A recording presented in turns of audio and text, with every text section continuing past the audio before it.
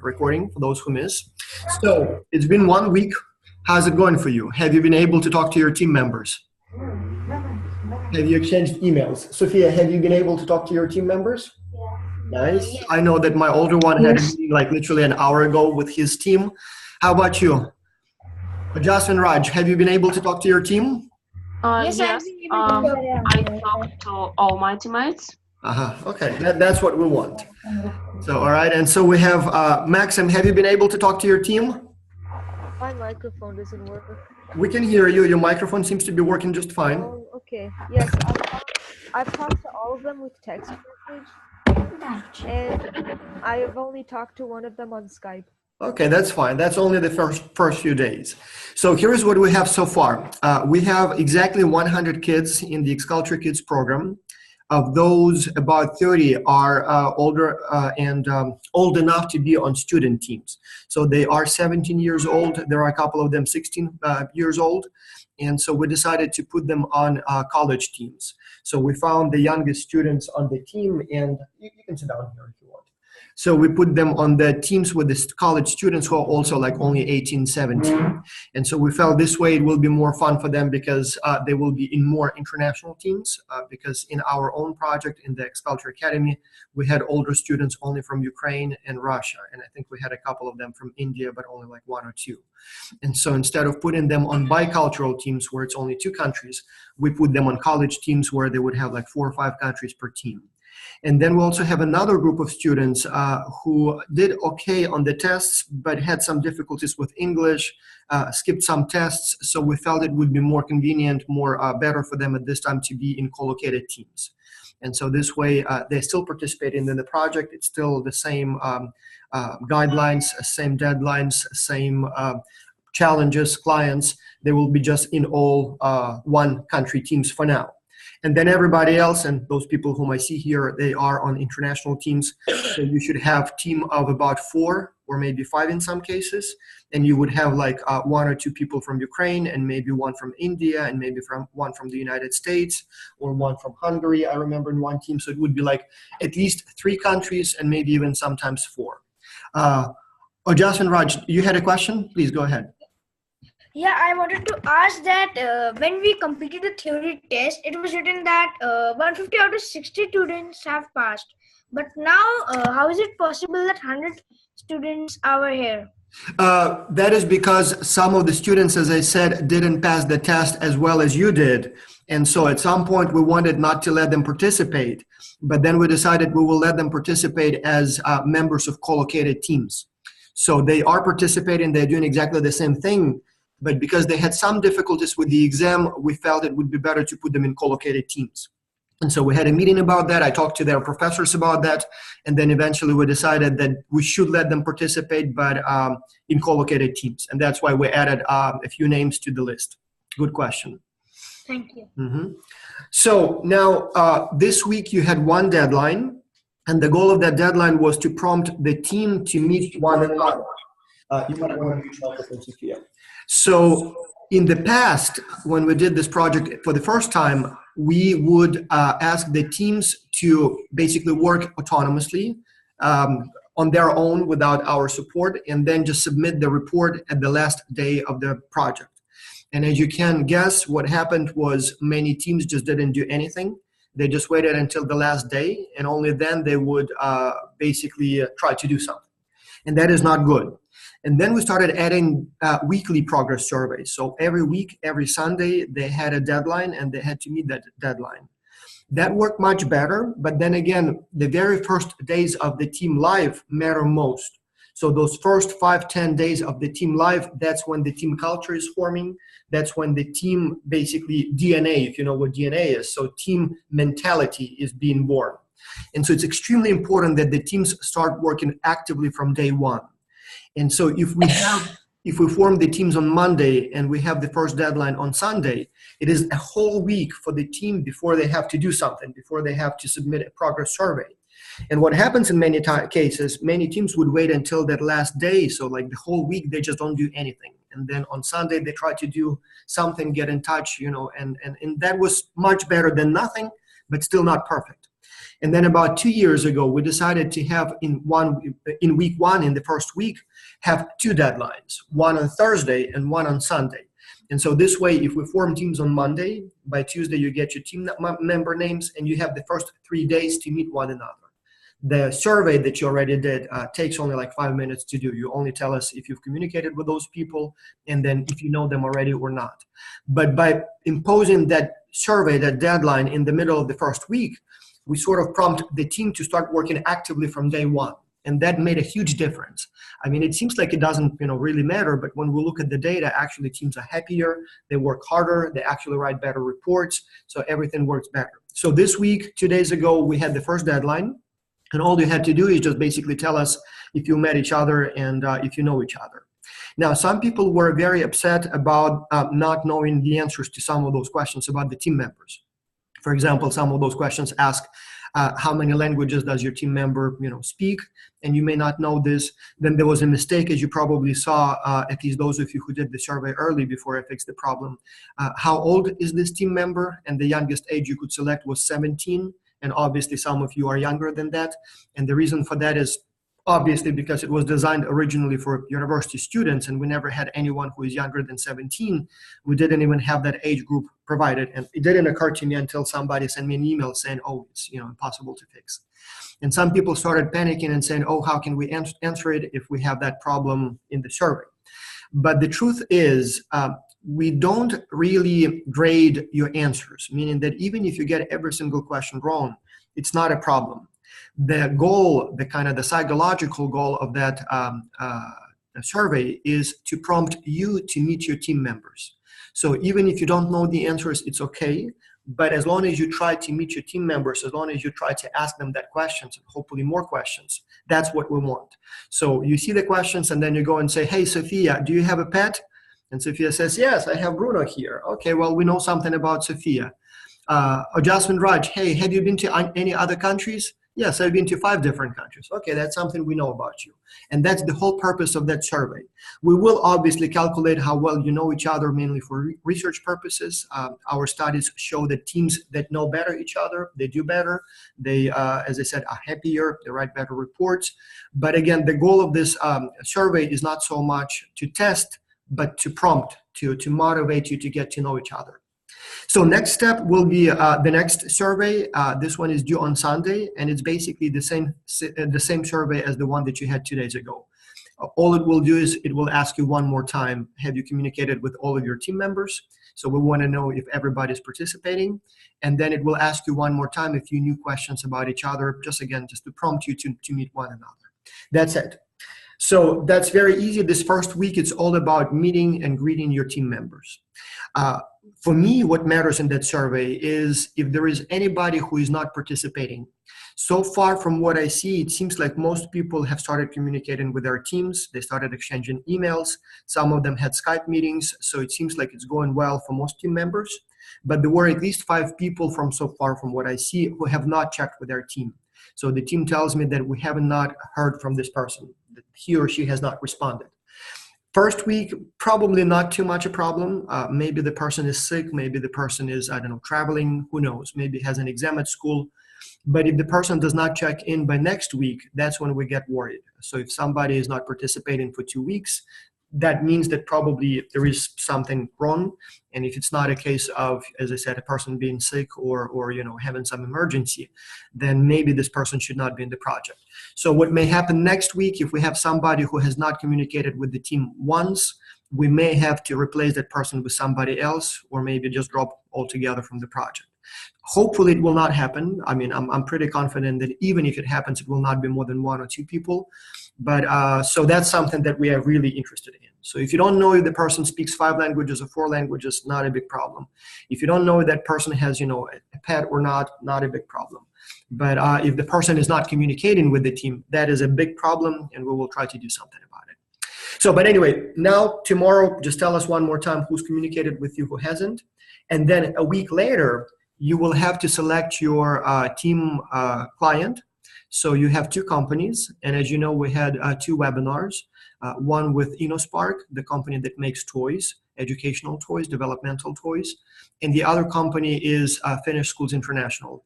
That's the company that, the private schools. And you now have to watch those webinars and select one. So tell us which one you would like to work on as a team.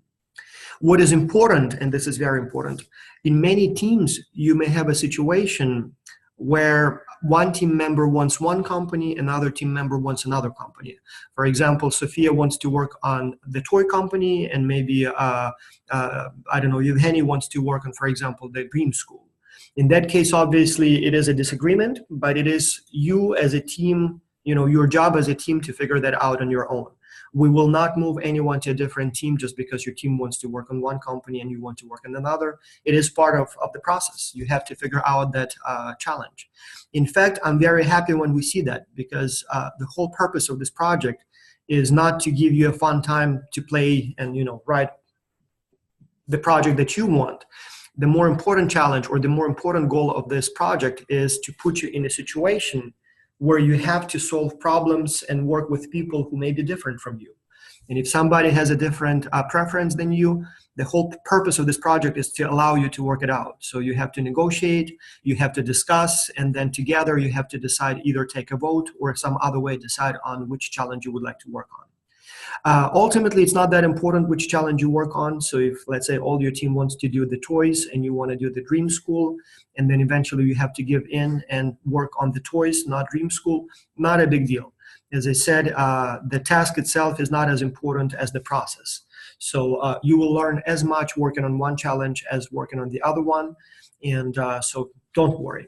I mean, if you want to maybe provide some ideas for the other company as well, let's say your team decides to work on the Dream School and you want to work on toys, and you have no choice but to comply and work with the team, but you have some great ideas. No problem. And in fact, it would be a good idea to perhaps even write, a page, a summary of your ideas for the toy company, and send them to the toy company. We will present that on your behalf too. Maybe they will like it.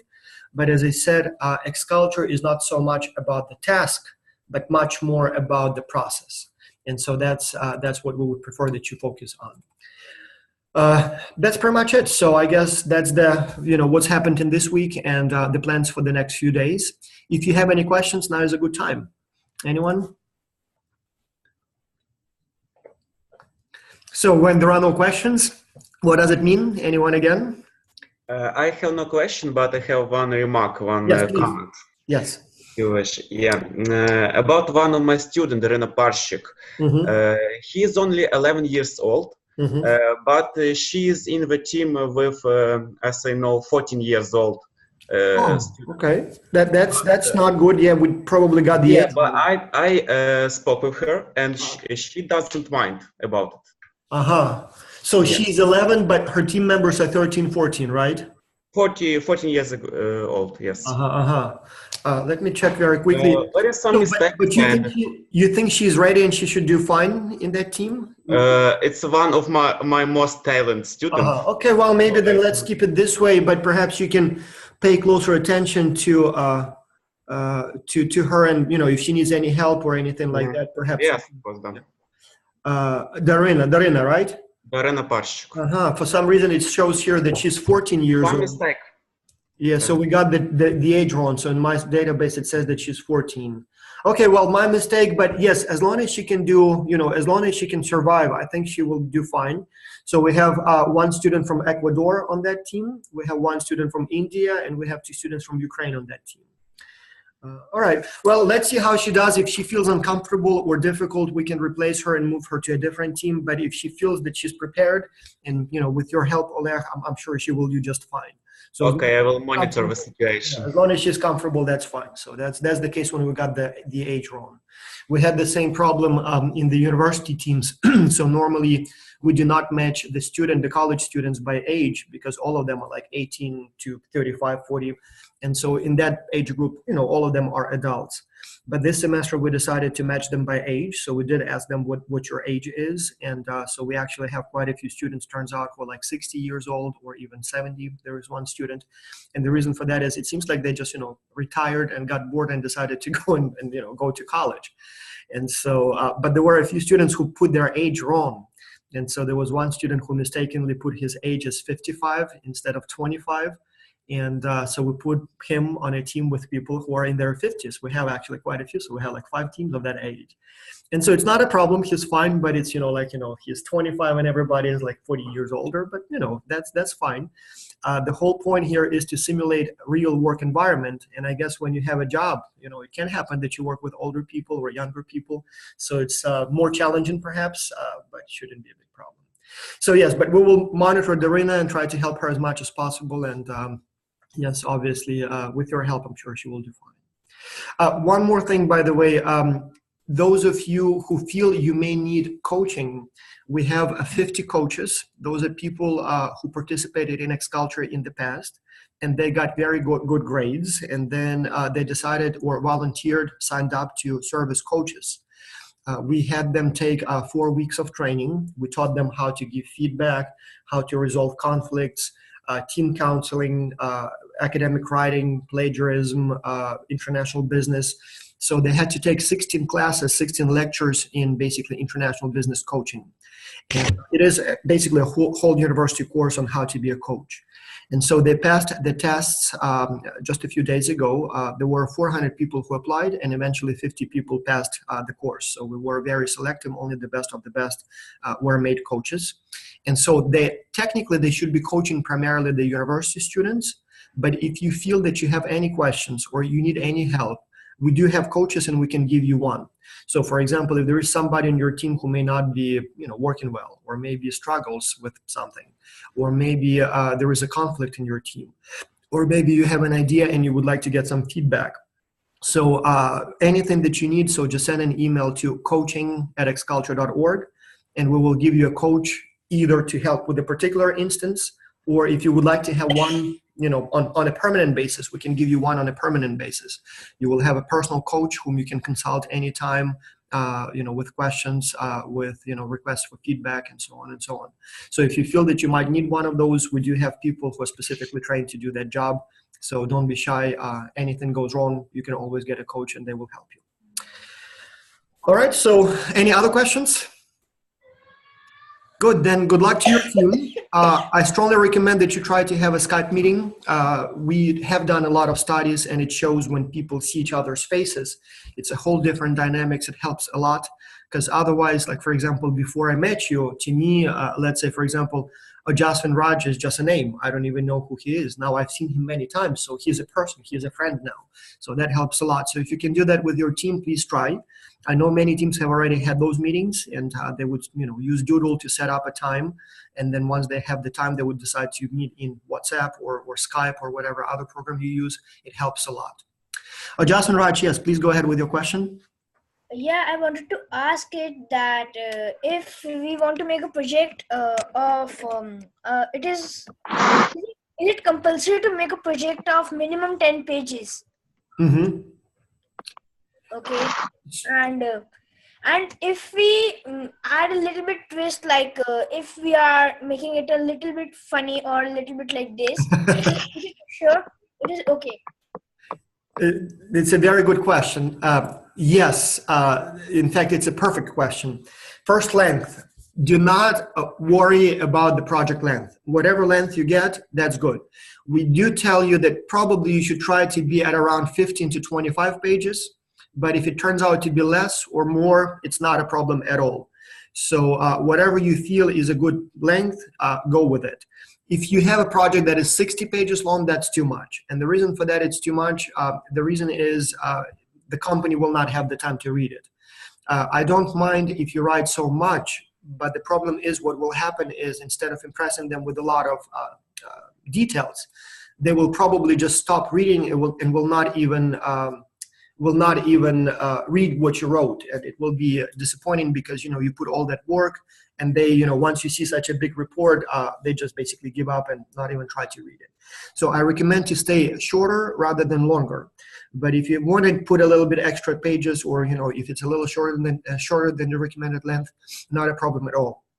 In terms of funny, depending on what kind of jokes you use, but it may actually be a good idea. And so think about it, Raj. you have 1,000 teams competing against you, right? Not all of them will be working on the same challenge that you work, but there will be quite a few that will be working on the same challenge. And so when you will submit the reports to your client, it will be a lot of paper. And all of them will be very similar. All of them will say that, you should go to this country and I think you should advertise like this. And, it will be basically sort of boring. Not because it's bad, but because it's serious reports. And once you have a lot of them, it becomes kind of boring, right?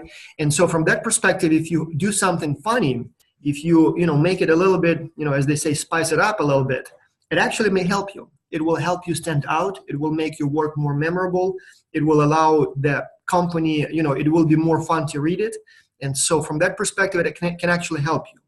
It all depends on what kind of jokes you use. So if the jokes are, let's call it, politically correct and not offensive, it's perfectly acceptable.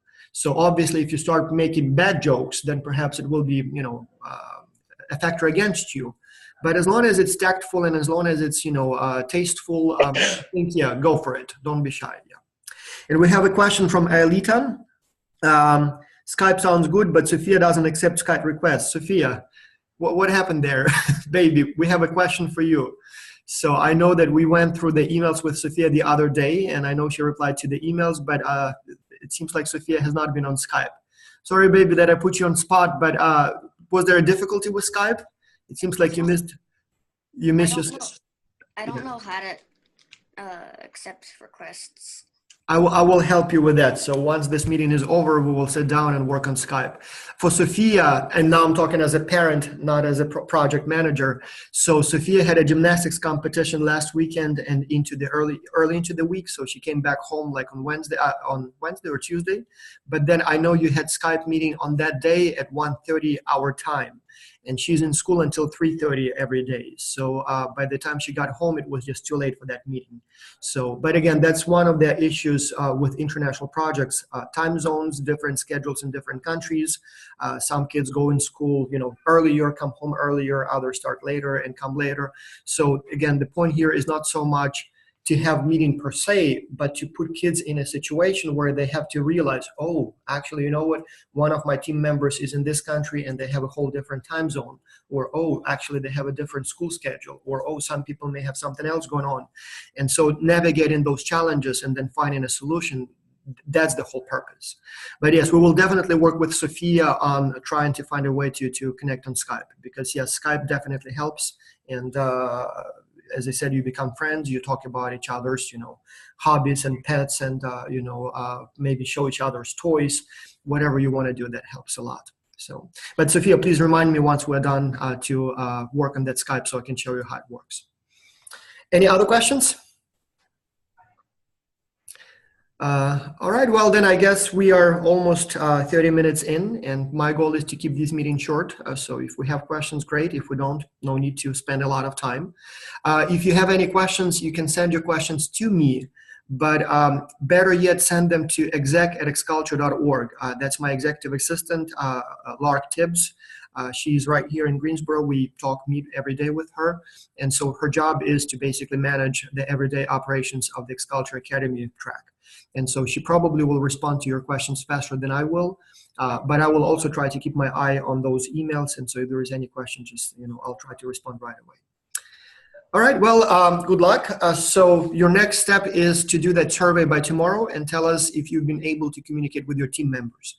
Don't worry if you don't know all of the answers about your team members. But as I said, to me, the most important thing is, one, to see that you completed the survey. That tells me that you are participating. That tells me that at least you care enough to do the weekly progress survey.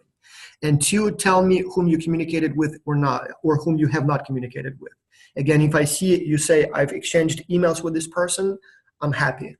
But if all team, like all 3, 4, 5 people tell me we've never heard from John Smith, that is a problem. John Smith may be not, motivated enough. Maybe he needs help, or we'll try to assign a coach to him.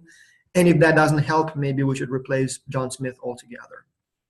So yes, next week, Aelita, yes, I see a question. So this Sunday, tomorrow, it's a quick survey. You already have the link. It was sent to you yesterday. All you have to do is just basically tell us if you've communicated with your team members, and there is a little set of peer evaluations, basically who participates, who doesn't. But next week, you have two little tasks. One, by the end of next week, you have to decide on your client organization. So either the toy company or the school of your dreams. Those of you, by the way, and I don't think we have anyone here, but those older kids who are 17 years old or 16 years old, if you are in a college track, you work on the challenges for the college students. And so they have 7 companies. So you have to select one of those with your team. So you have more companies to choose from. They are a little bit more, let's call it, I don't know, serious, or, you know, the products there are like an IT company, or a company that makes clothing, or a company that makes medical equipment, or a company that does tourism to special areas in Peru. So those are a little bit more challenging for the kids, because those are the products that not always are easy to comprehend for children. But because the older kids are with in the teams with other university students, that's what they have to choose. So if any of you are watching this, you have a different set of challenges, but the task is the same. By the end of next week, your team has to decide on which challenge you work on. And then the second component will be, you have to write what we call a team charter. So it's like a team contract. It's a 1-page document, maybe even half a page document. And it's you as a team describe in that document how you want to operate. So you can describe, you know, who does what if you decide to divide the roles by, you know, by the team member. Like, for example, you can say that maybe, I don't know, Sophia will do research, and maybe Evgeny will do the write-up, and maybe Tatiana will be the team coordinator, and maybe Ajasin Raj will be the copy editor, because he seems to be so articulate. So in the end, he will check if everything's written right. Or maybe you will decide that, I don't know, Evgeny will be working on the market analysis section, and Tatiana will be working on the marketing section, and Maxim will do the management section, and then Sophia will check everything for plagiarism, for example. So whatever you want to divide your roles, you put it in that document. Likewise, you might want to put some rules about what happens if somebody is not participating. So for example, you can say, okay, first week, if you're not participating, we will give you a warning. Second week, we will complain about you and, you know, ask to, you know, to remove you from the team. Or maybe we will ignore it for the whole, you know, time, because we just have fun, we don't care about performance. So whatever the rules you agree on, you have to put it on that page. It will not be graded, meaning that whatever you put there, it's not going to affect your chances of winning the competition. We will read it just, you know, for our information, but it's not graded. The point of that exercise is to prompt you as a team to have a discussion about how you want to operate as a team. Again, we have done a lot of studies, and you know, our data show that teams that do put something on paper perform much better. So when they have that contract, they do much better. And so that's the whole reason we ask you to do it, not because we would like, you know, to grade you and have the best team charter. We just want you to have that discussion. And so that's the purpose of that weekend. So whatever you put, if it's only a few lines, it's good. If it's a whole page, it's good. One team once wrote like a real contract, like 25 pages. They must have had a lawyer on the team or something. That's perfectly fine too. But as I said, the goal there is that you as a team, you discuss who does what deadlines you stick to, what happens if something goes wrong, so things like that. So you just have a discussion so that you know, you set the right tone for the whole of the, you know, project. And that's all you have to do next week. So tell us which company you choose. There will be like 2 options, and you just click toys or school, and then submit a file where you just tell us you know, how you decided to operate. As I said, we will read it, but even if you have only 2 lines of text, we're still happy, so no worries about that. If there is an example, yes. In fact, I will send you an example from the last semester from one of the university student teams. That's a good idea, just to give you an idea. Yes. If you do a search, let me show you. And we are a little over time, but so you see my screen, right? So if you do a search and type team charter examples, you will see a lot of examples, and you literally can, yeah, like for example, like I like this one. So seems like a good team charter to me.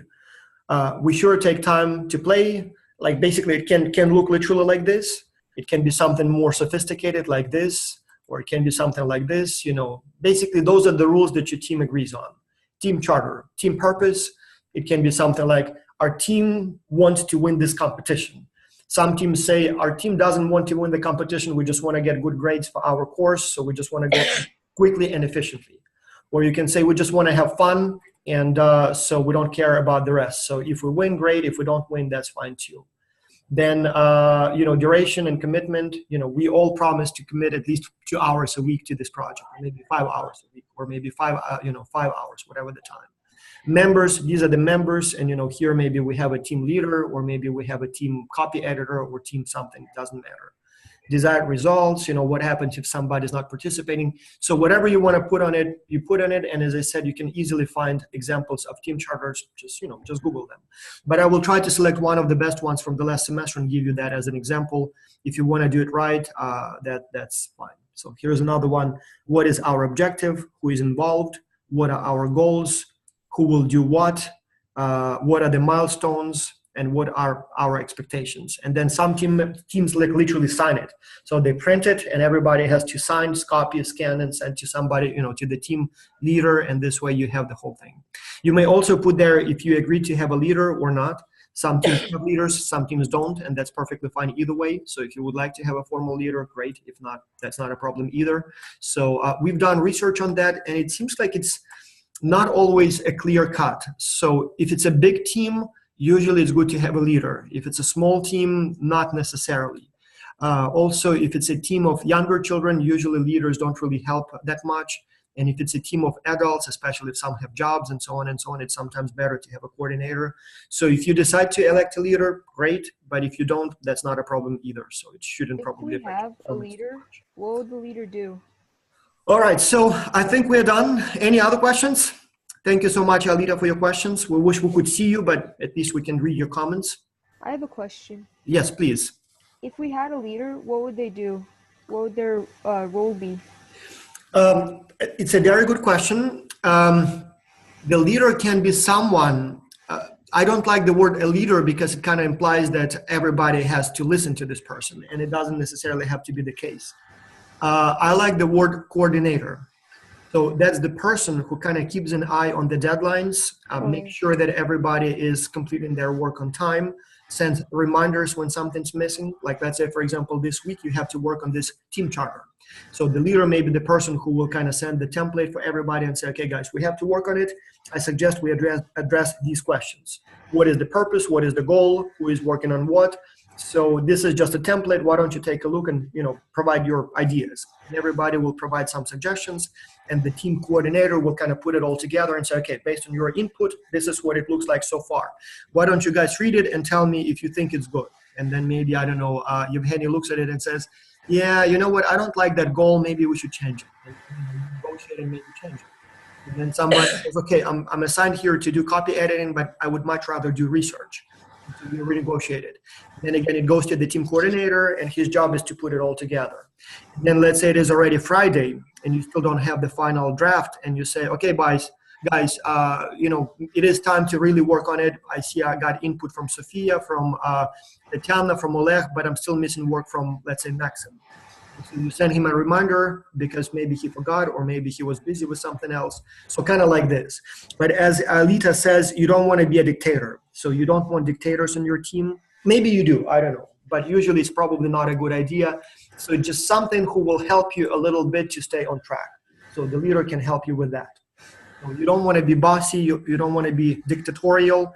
You want to help the team to stay on track. And then, as I said, usually like the native speaker does most of the writing. For example, if you have somebody who is fluent in English, it's a good idea to assign that person to do the writing. So maybe if somebody is not fluent, maybe you ask that person to do research online, maybe look for some, references and some data. But if, let's say, somebody is very articulate and can write well, maybe that person should do the writing, things like that. And maybe somebody is more organized, maybe that person should be the coordinator, whichever way you want to try. And obviously, we can change it. Even if you put in the team charter that, let's say, Ojasvan Raj is the leader, but tomorrow you feel that it would be better to put him in charge of writing, perfectly fine. You can change that anytime. All right, so I think we are done for today. So I see Danielle. Oh, Danielle, that's the new girl from California, right? Danielle, yeah, okay. By the way, those of you who have been were placed on teams on Monday, just a reminder, so we have 2 new members. We had a little confusion with them. Their mother is a professor, and she has a class of like 20 college students. But then at the same time, she's also a mother of 2 kids who are in the X-Culture Academy. And my assistant got confused by that. So we see it's a professor and it's a class of students. And so we thought, oh, must be a mistake because one person cannot be in both tracks. And so we put her students in teams as college students and everything's fine there. But then we get the email from the professor and she says, oh, but I also have 2 daughters and they're not on teams yet. And we're like, oops, that's our mistake. And so we spoke with the mother and she promised that, that the girls are prepared and very strong and very active.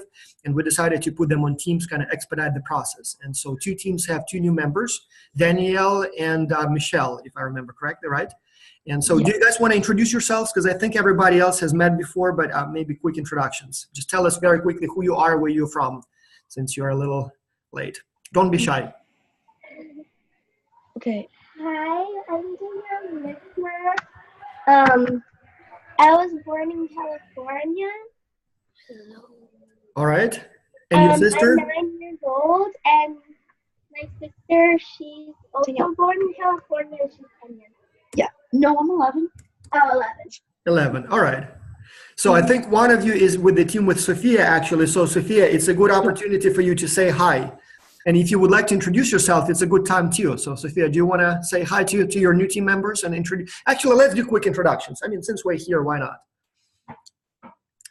Sophia, do you want to say hi quickly and introduce yourself? And then Ailita, maybe you can switch on your camera because I think you're in the team with Sophia and one of the girls with Michelle, I believe.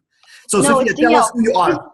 Hi, Yeah. Sophia, say hi and introduce yourself, and then we'll do the same thing with everybody else. But 1 minute, because we don't want to take it too long. Hi, I'm Sophia. I'm 10 years old and I was born in Canada, Calgary. Calgary. Your hobbies or something that you want to tell about yourself? I like to do gymnastics and swimming. All right. Very good. Okay. Now, who else is here? So let's do the introductions. Ailita, can you switch on your camera, maybe introduce to your, because we have your whole team here now, I think. Adjustment Raj, I believe with you is also on the team. So Adjustment Raj, would you like to introduce yourself while we're waiting for Ailita to switch on her microphone? Yes. Tell us about yourself. We met you before, but not everyone, so please go ahead. My name is Ujaswar Raj and I'm 11 years old. I live in India. What city are you in? I'm in New Delhi. New Delhi. And what are your hobbies? What are you good at? What do you like? Okay, I like table tennis. Table tennis. Yeah. Nice. When you come and visit us, we have a table tennis table right here in my house. So we will play maybe, do some ping pong, right? So, and we have a symposium in Italy in July, but then the next one will be in Nashville, Tennessee in November here in the United States. And it's only like 8 hours away from where I live. So if any of you come to that symposium, maybe you'll also come and visit us here in Greensboro. So we'll play some ping pong with you. All right. So who else is here? Yevgeny, Tatiana, Ailita, would you like guys to introduce yourselves? Ailita said that her mom is sleeping. Okay. Very respectful, very good. Yeah, and time zone differences, right? It's late, so that's okay. We'll meet you next time. Tatiana, would you like to introduce yourself? Yes, my name is Tatiana. I'm from Ukraine, live in Lviv, study martial arts. Martial arts? Yes. What kind? What kind? Aikido, Jiu-Jitsu, and Kendo. Wow, that's serious. All right. Okay. Well, don't mess with that Tatiana because she's going to. All right. Yeah. Wow, that's impressive. Okay, very nice. And who else do we have? Maxim and Yevgeny. Would you like guys to introduce yourself? Yeah, my name is Maxim Terry. Where is your camera, Bob? I don't have it. Then run down here, right down here. Use my camera. Introduce yourself. Okay. He's on the second floor. Yevgeny, would you like to introduce yourself meanwhile? I'm not sure if your camera or microphone are working. All right, Maxim. All right, come on. Let's do the introduction and we want to finish this meeting. That's okay. That's okay. No need to comb your hair and stuff. So we like you the way you are. But put on some shirt. All right, so here you are. So say hi. Hello, my name is Maxim Terrace, and I'm from North Carolina, but I was born in Calgary, Canada. What are your hobbies? I like computers. I've been playing on them. All right. Okay. Well, good. Very good. Okay. Thank you. All right. Well, so I think we're done then for the day. And oh, Yevgeny, would you like to introduce yourself? You haven't done it yet. Please. My name is Yevhen. I'm 11 years old. My favorite hobby playing the guitar. Oh, okay. Nice. And you are in Ukraine, right? Yes, What city are you in? Rivne. Rivne. Okay. Yeah, that's the best city. Well, Lviv is cool. No problem. But Rivne is definitely a good city. So, all right. Very nice. And we have also Oleg Leskiv. He is a teacher. I guess why not? Let's do that introduction as well. He's the most progressive teacher in the whole of Ukraine. Well, one of two. There is another teacher who's also very Thank you for that introduction. Yes, I am a teacher of Budokan School, history and economic teacher. So you can not worry. I'm a teacher. I'm not a competitor. Yeah, friend. Everyone. Yes. So there is one of my students, Tatiana Pidlipska, and also there is 7 other students: Mark Hazan, Alexander Kotsan, Maria Savchin, Yelizaveta Bura, Darina Parshik, Vadim Grudin. It's my team, and I hope we will be successful. Yeah, good luck to all of you. Yes, yes. All right, well, thank you all for being here. I know in California it's like 6 a.m. now, so you guys had to wake up so early. And I know in India it's probably like 8 p.m. or something like that. So thank you so much for being here with us. Truly appreciate it. And yes, so we will try to have these meetings on a regular basis. You don't have to attend them every week, but if you have questions, that's your opportunity to ask them. And good luck to your teams. Bye. Bye-bye. Bye. Bye, everyone. Bye.